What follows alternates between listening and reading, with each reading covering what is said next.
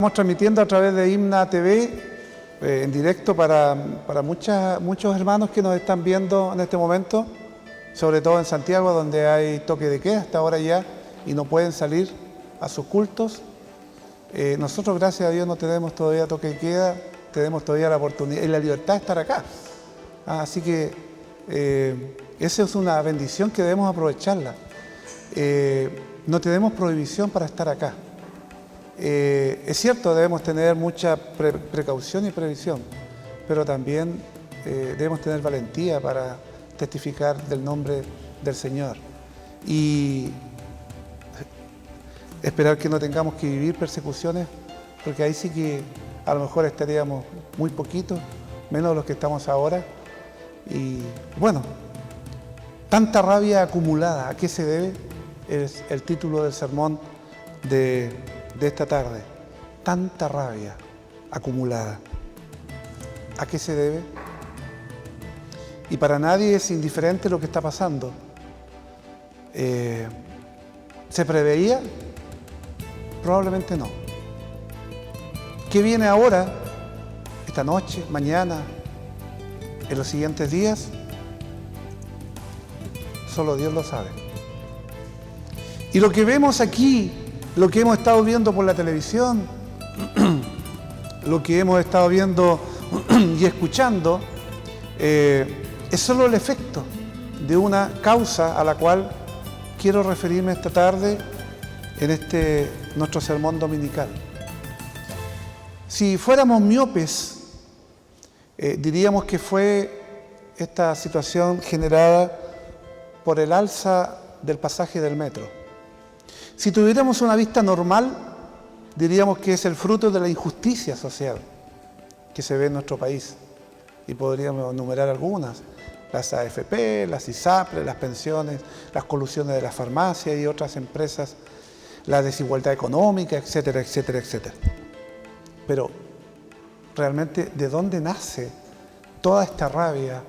¿De dónde nace todo este resentimiento social que hoy día lo vemos exteriorizado a través de diferentes manifestaciones? Y sin lugar a dudas que debemos reconocer que todo esto nace del corazón humano. Porque lo que Jesús dijo, lo que rebosa del corazón, sale por la boca. Esas bocas airadas, esas manos que destruyen,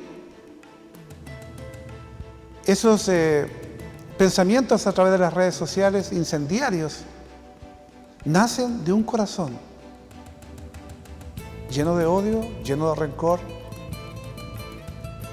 Pero veamos cuál es la condición del hombre antes de creer y recibir el Evangelio de Cristo. Y para responder esta pregunta necesitamos ir a la fuente, a Dios mismo, a su palabra, para que ella nos señale cuál es la raíz del problema en sí. Y la Biblia nos presenta al hombre no solo como un ser pecador que se rebela constantemente contra la ley de Dios, sino también la Biblia nos muestra como alguien que no puede ni quiere cambiar la condición en la que se encuentra. Y el apóstol Pablo dice, estando muertos en delitos y pecados, por gracia hemos sido salvos. Pero la condición en la cual se encuentra el hombre sin Dios es muerto espiritualmente. Y muerto espiritualmente en esa condición, naturalmente no puede buscar las cosas de Dios. Si ponemos a un buitre a escoger entre comer carroña o comer semilla, ¿qué escogerá el buitre? La carroña. Si hacemos lo mismo con una paloma y le ponemos carroña y le ponemos semilla, la paloma, ¿qué escogerá? La semilla. Usted dirá, pero ¿cómo un ave puede escoger una cosa y otra ave puede escoger otra? Porque cada uno actúa conforme a su naturaleza. La naturaleza del buitre es diferente a la naturaleza de una paloma. Para que un buitre pueda escoger, en vez de la carroña, una semilla, su naturaleza buitresca, si pudiéramos usar ese término, que es un término nuevo e irreal, debe ser palomizada. O sea, en otras palabras, el buitre debe cambiar su naturaleza de buitre en una naturaleza de paloma, aun cuando externamente sea un buitre. Suena un poco raro. Y lo mismo ocurre con el pecador, lo mismo ocurre con el ser humano sin Dios. Al tener que elegir entre Dios y el pecado, ¿qué escoge? Escoge siempre el pecado, porque esa es la inclinación natural de su corazón. Porque la naturaleza humana tiende naturalmente a buscar el pecado. Y la naturaleza humana busca naturalmente hacer el mal. Y ustedes dirán, ¿por qué? Porque su naturaleza está hecha o fue conformada de esa manera. Como el buitre naturalmente busca la carroña y como la paloma naturalmente buscará la semilla o el maíz. Sin la regeneración, ningún pecador vendrá a Cristo. Ningún pecador vendrá arrepentido en fe a Cristo si no es regenerado, si no es cambiada su naturaleza. Si no es así, su tendencia buscará siempre el pecado. Exponiendo lo dicho aquí por el Señor Jesús en Juan 5:40, Él dice, pero ustedes no quieren venir a mí para que tengan vida. Ustedes no quieren venir a mí para que tengan vida. Leía el comentario de Charles Spurgeon, que es el llamado el príncipe de los predicadores. Dice que la sustancia de este texto radica en esto, que ningún hombre por naturaleza, por esencia, jamás vendrá a Cristo, porque el texto dice, y no quieren venir a mí para que tengan vida. Porque su tendencia, porque su naturaleza en sí no quiere ir a Dios. El pecador, el hombre natural, el hombre sin Cristo, no viene a Cristo porque no quiere hacerlo.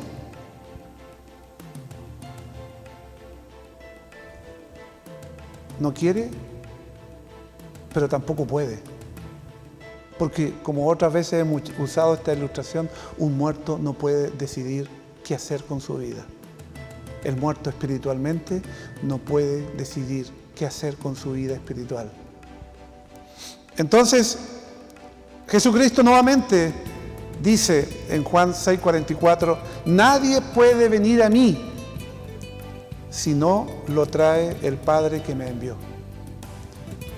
O sea, como está muerto espiritualmente y como por naturaleza y por esencia el pecador, el ser humano, no puede por sí mismo buscar a Dios y por ende buscar las cosas buenas,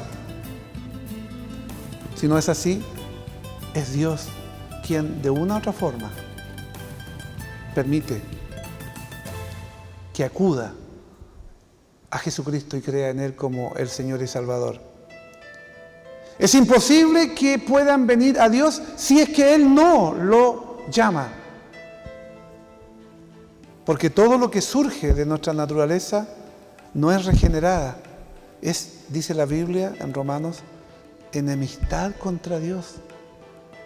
Estamos en una enemistad contra Dios por nuestra naturaleza pecadora ante un Dios santo, ante un Dios soberano. En Romanos 8:7. De tal manera que no quieren ni pueden sujetarse a la ley de Dios. Es por eso que el buitre, por su naturaleza, aunque lo tengan que hacer 10.000 veces el experimento, siempre escogerá la carroña. en vez de la semilla.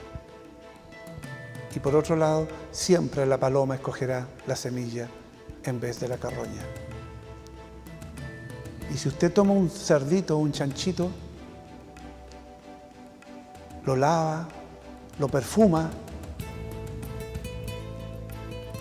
y lo deja suelto, se ve un charco de barro, ¿qué es lo que va a hacer?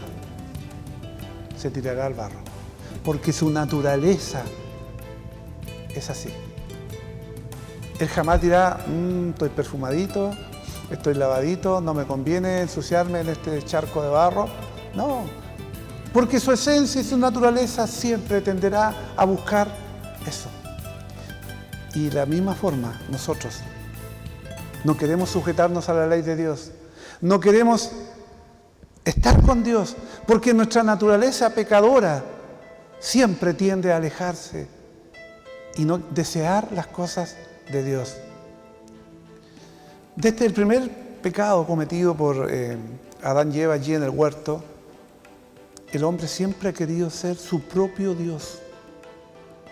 Él ha querido ser su propio Dios. Por lo cual dice, es imposible para ese hombre humillarse y someterse al Dios vivo y verdadero. Por eso la soberbia, por eso la insensatez, por eso el orgullo del ser humano de querer rebelarse contra Dios. Y por eso que se cumple nuevamente de que a lo malo le llaman bueno y a lo bueno le llaman malo. La Biblia presenta aquí al hombre no solo como un ser pecador que se rebela constantemente contra la ley de Dios, sino también como alguien que no puede, porque está muerto espiritualmente, ni quiere por su naturaleza cambiar la condición en que se encuentra. Es a eso a lo que le llamamos la depravación total del ser humano, o algunos le llaman la corrupción radical. Podemos reformarlo desde el punto de vista de la cultura, podemos reformarlo de diferentes ángulos, pero si no es regenerado espiritualmente, el hombre tenderá siempre a hacer lo malo. Esta expresión de corrupción total, esta expresión de corrupción radical, que en términos teológicos así se denomina,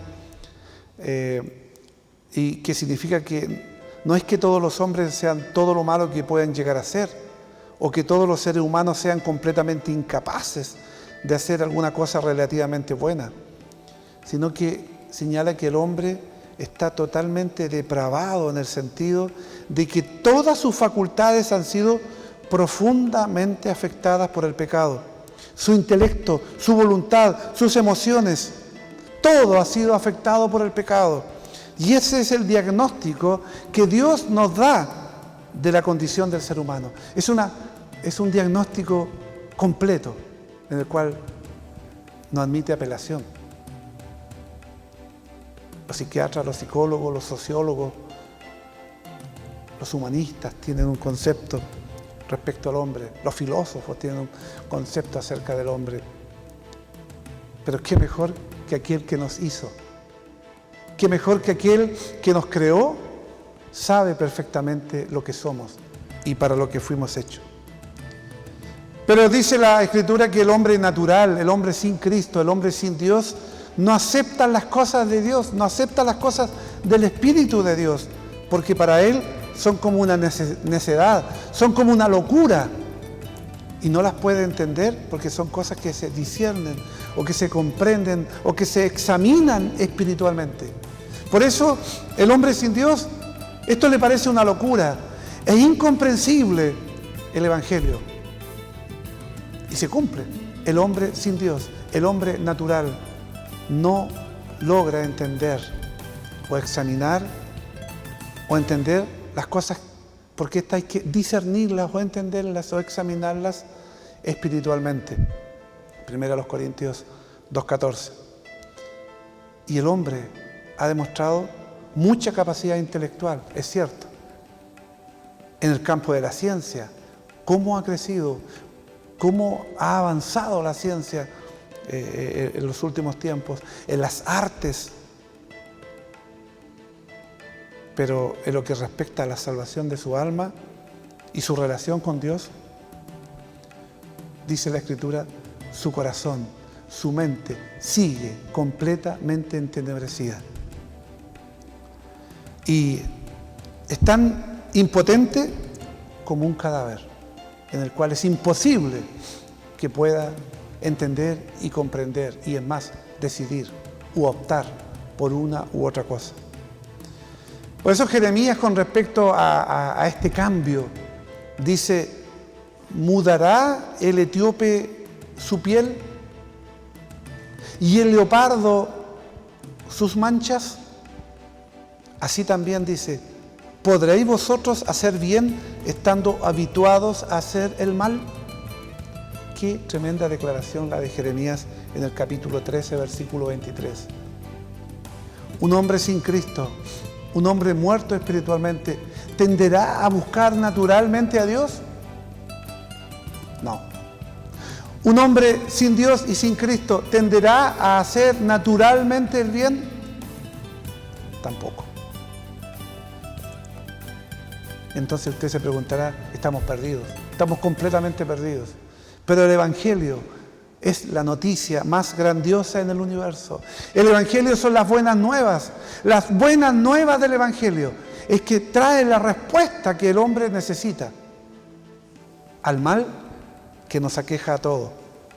Y nos cuenta que Dios nos ha dado un Salvador para que todo aquel que en Él cree no se condene, no se pierda, sino que tenga vida eterna. La palabra muestra que dependemos 100% de la gracia de Dios. Esto no depende de nosotros, ni que seamos mejores que los que están afuera. Como decía en la mañana, ni siquiera somos mejores de aquel que estaba robando un televisor o un refrigerador o una lavadora de un supermercado. No somos mejores que ellos. Probablemente seamos peores que ellos. Y entonces, ¿qué fue lo que hizo que Dios tuviera misericordia de nosotros? Su gracia y su amor. Su gracia, un favor que no merecemos, y en base a su misericordia y en base a su amor. Esta es la belleza del Evangelio, y esta es la belleza que hay que creerle, porque nuestros corazones están endurecidos contra Dios por causa del pecado. Y el hombre, dice Pablo, tiene sus deseos pervertidos. Tenemos una incapacidad moral para vencer nuestra propia maldad. Por sí mismos no somos capaces, sino tenemos que recurrir solamente a la gracia de Dios. Salomón dice que no nos cansamos de oír y de ver.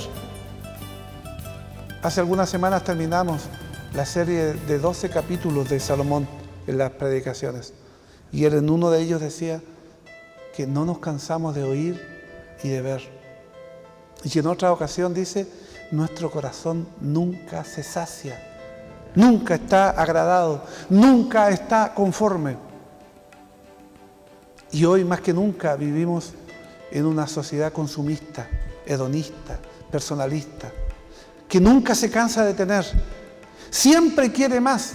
Y Salomón nos da a conocer esto cuando dice que esto es transversal. No es solamente del que no tiene, del pobre. El pobre quiere, y el rico quiere un poco más. Ninguno de los dos está conforme con lo que tiene. Y ni aunque el pobre llegara a ser rico, siempre, dice, querrá un poco más. Y lo dice Salomón, quien llegó a tener las riquezas más grandes del mundo. Por lo tanto, hermanos, dependemos de la gracia de Dios para tener vida espiritual y creer el Evangelio. Mire la hermosa noticia que nos dice Pablo en el capítulo 2, versículos 4 al 7.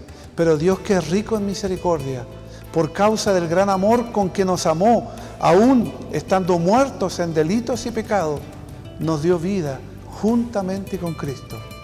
Por gracia soy salvo, por medio de la fe. Y esto no es cosa nuestra, sino que es un don de Dios, y no por obras, para que nadie se gloríe. Aunque luego añade el versículo 10, porque somos hechura suya, creados por Cristo Jesús para buenas obras, las cuales Él preparó de antemano para que anduviésemos en ellas. Si alguna cosa buena pudiéramos hacer, se debe a que Dios ya las preparó de antemano para que nosotros las hiciéramos, porque naturalmente no las podíamos hacer a causa de nuestro pecado. Pero el hombre sin Dios ve la injusticia evidente y reacciona como está reaccionando ahora. Digo justicia evidente porque nadie niega que hay sesgos de injusticia en esta sociedad en la cual vivimos, porque está compuesto de seres injustos. No podemos pedir que gobernantes y gobernados injustos puedan crear cosas justas. Gobernantes y gobernados injustos, naturalmente crearemos cosas injustas. Y por eso que el hombre sin Dios ve esta injusticia evidente y reacciona destruyendo y quemando, como una reacción propia de la naturaleza. Y al otro extremo, de los que vemos hoy día quemando, destruyendo, al otro extremo vemos a los que defienden con la teología de la liberación, que justifican la insurgencia, que justifican la rebeldía, que justifican la destrucción con lo ocurrido por el pueblo de Israel en la salida de Egipto.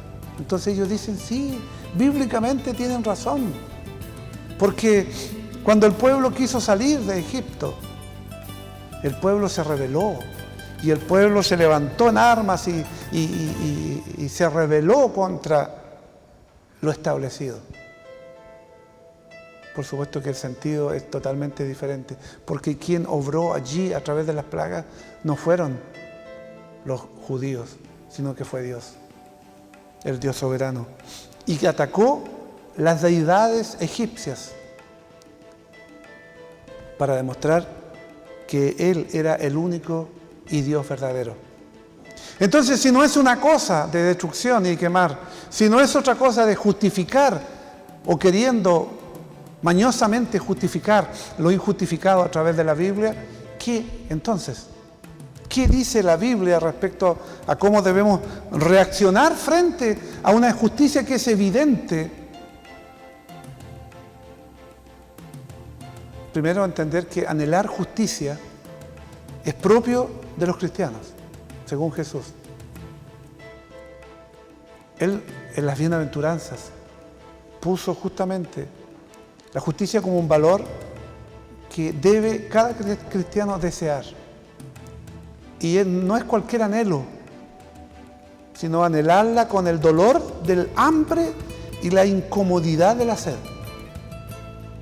Así como cuando tenemos hambre deseamos y anhelamos fervientemente comer algo, o cuando tenemos una sed tremenda, lo que más deseamos es saciarla con líquido. Así también, como creyentes, deberíamos anhelar la justicia.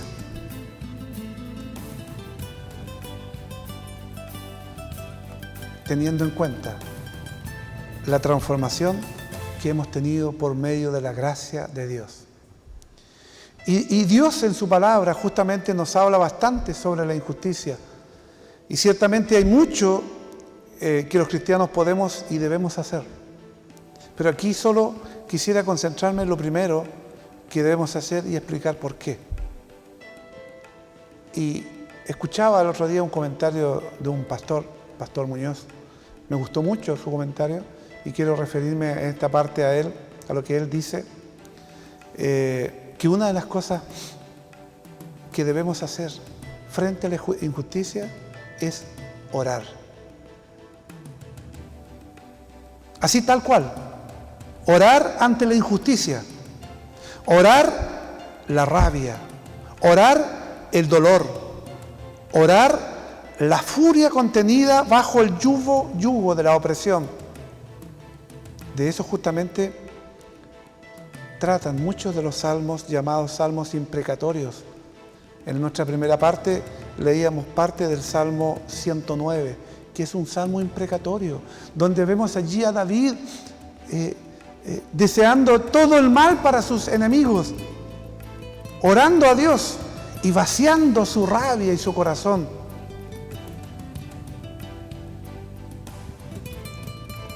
¿Por qué dedicarse a orar mientras las calles arden, dirá alguno?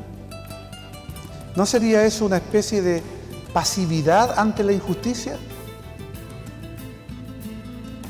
Orar, se preguntará otro, ¿no es acaso sinónimo de meditar y volverse inactivo, contemplativo, un zen, justamente cuando más se requiere actuar?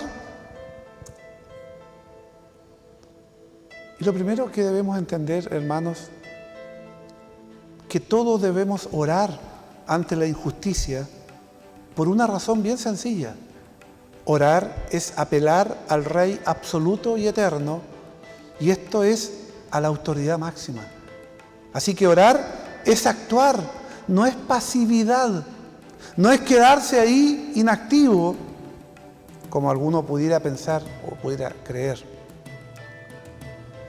Cuando aquellos a quienes Dios soberanamente les ha dado poder, aquellos que Dios le ha dado influencia, riquezas para servir al prójimo, en vez de ser bendición, están siendo maldición a causa de su egoísmo, de su ambición, de su codicia. Entonces vemos que si entendemos que es Dios quien da la riqueza y quien da el poder, no es precisamente para que lo aprovechemos nosotros y disfrutemos nosotros en desmedro de aquel que no ha recibido, sino que Dios nos la ha dado para que lo compartamos con aquellos que no tienen y para extender la mano a aquel necesitado, no para quitar incluso a aquel que poco o nada tiene, para enriquecerme aún más. Por eso es importante, hermanos, apelar y denunciar todo esto en ese sentido, en lo que Dios desea, en lo que Dios espera de cada uno de nosotros. Y por eso que es válido que la oración sea significativa, sea algo importante, sea algo que deseemos, no algo que lo miremos como algo pasivo, como algo sin importancia, como algo sin valor, y creamos que salir a las calles, quemar casas, quemar locales comerciales, sea realmente lo validero y sea entonces la acción que en cierta forma vale mucho más que estar de manera pasiva en una actitud que, repito, muchas veces algunos creen que es poco valedera. Por eso, cuando aquellos a quienes Dios soberanamente les ha dado el poder, la influencia y riquezas para servir al prójimo, en vez de ser bendición, están siendo maldición a causa de su egoísmo, la ambición y codicia. Entonces llegó el momento de apelar al que está por sobre ellos y denunciarlos ante el Señor suyo y nuestro, quien le entregó generosamente esos bienes y privilegios para servir al prójimo y contribuir al shalom en la comunidad. En otras palabras, si hay alguien que ha recibido poder, si hay alguien que ha recibido riquezas y no las comparte, entonces nosotros debemos acudir a Dios en oración para apelar, para, en cierta forma, denunciar a aquel que no está compartiendo lo que ha recibido y egoístamente lo vive para sí. Hermanos, cuando la opresión, cuando la tiranía se instalan en una comunidad, llegó la hora para el cristiano de clamar ante el Rey soberano, Cristo el Señor. Es allí donde el cristiano toma acción. Es allí cuando nosotros ahora, hermanos, debemos estar aquí congregados, reunidos, no atemorizados, sino que realmente testificando lo que es el Señor y dando a los vientos y dando a conocer realmente que Cristo es la respuesta y que Cristo es la solución a todo esto. No estoy hablando de los hermanos que están en Santiago, que están bajo un toque de queda y que por supuesto es otra la situación que ellos están viviendo. Pero reaccionar con violencia propia y con un espíritu de venganza humana es un camino coherente para quienes no creen que hay un Dios, que hay un Señor, que hay un Rey de pobres y ricos por igual.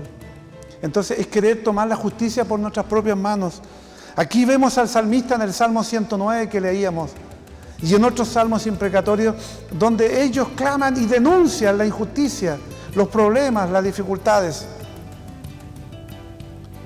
En caso de tener una cosmovisión atea, nada más consistente que buscar mecanismos de manipulación política o de violencia en las calles para echar abajo al gobernante injusto o dañar el patrimonio del impío próspero. Pero para los cristianos, ese no es el camino. Cristo ya es Señor. Él reina y espera que sus hijos clamen a Él. No es robar porque se cae, lamentablemente, hermanos, en el mismo vicio por el cual se protesta. Hay mucha gente que dice que hay que protestar contra esta gente ladrona. Y muchas veces terminan haciendo lo mismo, robando. Entonces, estamos cayendo muchas veces en el mismo pozo del cual decimos está el otro que ha cometido injusticia. En segundo lugar, hermanos, debemos orar porque la oración de los justos es oída. Santiago dice en el capítulo 5, versículos 16 al 18, que puede producir los cambios más profundos de los que podríamos producir nosotros con nuestras propias fuerzas, astucias o estrategias. Muchas veces creemos que nosotros tenemos la capacidad, la estrategia, el poder, la astucia, como para lograr todo eso. Y no pensamos que Dios es el dueño de la historia, que es el soberano y que ha cambiado ya todo lo que era querido y que todo lo dirige y que todo está bajo su control. En tercer lugar, oramos por justicia, la que nos permite abrir los ojos para ver el actuar de Dios claramente. Allí, a través de la oración, vemos cómo Dios obra. Técnicamente, no es que el Señor comience a actuar como reacción a nuestras oraciones. No es que Dios esté esperando que oremos para que entonces Él pueda reaccionar y actuar según nosotros le dictemos.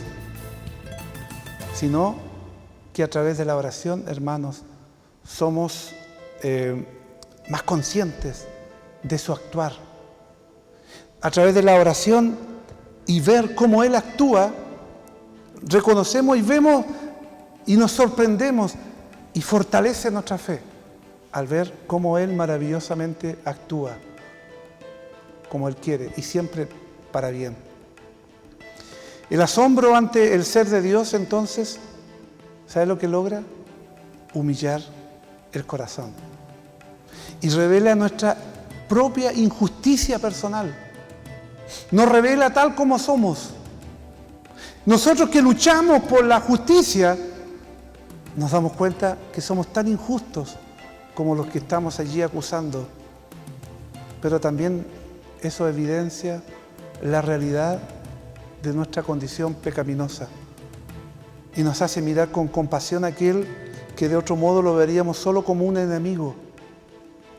Aquel a cual estamos atacando lo consideramos peor que nosotros, pero bajo la perspectiva de la oración reconocemos que a lo mejor Él puede ser mejor que nosotros y de lo que lo estamos acusando a lo mejor a nosotros nos acusarían el doble.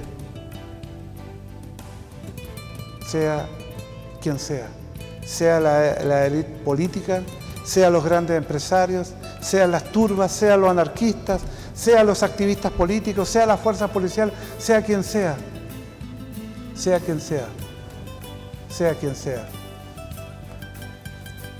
Orando, y debemos orar que los cristianos hacemos algo por la justicia, y es también orando que nuestro corazón es puesto en el lugar que debe estar. Asombro ante Dios y su ser majestuoso y soberano y la confianza plena en Él. Esa debe ser una reacción natural y lógica de sorprendernos del poder de Dios y de su perfecta justicia, en contraste con nuestra injusticia. Entonces, y solo entonces, hermanos, estaremos listos como hijos de Dios para levantarnos y tomar otro tipo de acciones, como servir al necesitado y trabajar por la justicia y la paz mediante nuestros oficios, nuestras vocaciones, colaboraciones, instituciones y quehaceres. Antes de levantarnos, sin embargo, los creyentes debemos comenzar por el inicio, arrodillarnos. Más que el hecho físico, sino que doblegar nuestro corazón, doblegar nuestra voluntad al Dios soberano. Y como dice Isaías 32, 17, y el efecto de la justicia será paz. Y la labor de la justicia, reposo y seguridad para siempre. Mire cómo termina el sermón. Comenzó con rabia ante la injusticia, ante lo que está ocurriendo. Y termina con este mensaje alentador, esperanzador y que nos permite confiar y descansar en ese Dios soberano. Repito, y el efecto, dice Isaías, y el efecto de la justicia, refiriéndose al efecto de la justicia de Dios, será paz. ¿Qué es lo que quiere y qué es lo que deseamos como chilenos para nuestro país? Paz. Y la labor de la justicia, reposo. Paz, reposo. ¿Cuánta gente no ha podido dormir todos estos días? ¿Cuánta gente ha dormido intranquila estos días? ¿Y para qué decir aquellos que han estado trabajando, como los bomberos, por ejemplo, que injustamente han sido atacados por ir a cumplir la labor que les corresponde a ellos, apagar incendios? Pero no han tenido reposo. Pero la justicia de Dios y el efecto de su justicia no solamente nos ofrece esa paz, sino que también reposo. Y mire lo que dice después. Y seguridad para siempre. ¿Habrá alguien, habrá algún presidente, el actual, el que venga o los sucesivos, que pueda fehacientemente ofrecer paz, justicia, reposo y seguridad a nuestro país? Difícilmente. Vendrán cada vez tiempos peores. Cada vez la gente exigirá más sus derechos y cumplirá menos sus deberes. Y eso hará que quien venga o quien esté arriba sufrirá los dardos de la propia injusticia, de lo que dicen aquellos que la lanzan, pelean. Por lo tanto, en Dios y en la oración podemos refugiarnos en estos momentos álgidos, en estos momentos difíciles, para pedir a ese Dios que tenga misericordia de nuestro país y de cada uno de nosotros. Que el Señor nos bendiga. Padre amado, deseamos y esperamos todo esto para que tú te apiades, Señor, de nuestro país. Tú ves, Señor, y es evidente las injusticias de gobernantes y gobernados, porque naturalmente, Señor, por nuestra naturaleza pecadora, somos injustos. Y a lo malo le llamamos bueno y a lo bueno llamamos malo. Te apiades, Señor, y tengas compasión. Y, Padre, el exteriorizar nuestras rabias, nuestros anhelos, lo podamos hacer a través de la oración.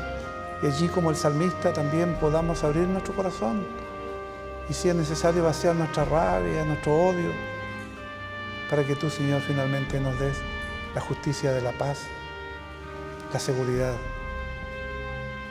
y el reposo que necesitamos solamente encontrar en ti.